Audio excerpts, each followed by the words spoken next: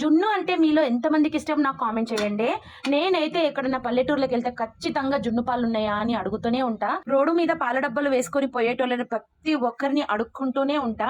ఇంకా నా అడుక్కునడం చూసి ఆ దేవుడే మా అత్తమ్మ రూపంలో జున్ను పాలైతే పంపించారు. ఇంకా పంపియంగానే మనం ఆగుతామా? ఎప్పుడెప్పుడు వండుకొని తినేయాలి అని అనిపిస్తుంది.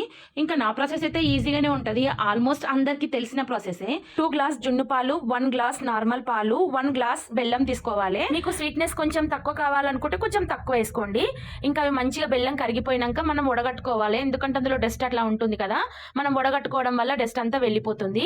ఆ తర్వాత ఒక పెద్ద బాండి తీసుకొని అందులో వాటర్ పోసేసుకొని ఇట్లా నేను స్టీమ్ చేస్తున్నా కదా అట్లా స్టీమ్ చేసుకోవాలి. ఇక్కడ చాకుతో కుచ్చుతున్నా కదా, అసలు అంటుకుంటా లేదు చాకుకు. ఇంకా మనం వేడివేడిగా అయితే జున్ను అయితే రెడీ అయింది. ఎంత బాగా వచ్చిందంటే జున్ను చాలా అంటే చాలా బాగా వచ్చింది. నాకైతే ఫుల్ హ్యాపీ. ఎందుకంటే నాకు 1 వీక్ బ్యాకే జున్ను తినాలనిపించినుండే. ఇంకా ఎవరిని అడిగినా ఇప్పుడు బర్రెలు అయితే ఈనే అని చెప్పే వరకు నేను లైట్ తీసేసుకున్నా. ఇంకా మనం అనుకున్న కోరికలు ఎక్కడో వింటారు కదా, ఆ దేవుడు కూడా ఖాళీగా ఏముండరు. మన కోరికలు విని మన కోరికలు అప్పుడప్పుడు ఇలా నెరవేరుస్తూ ఉంటాడు.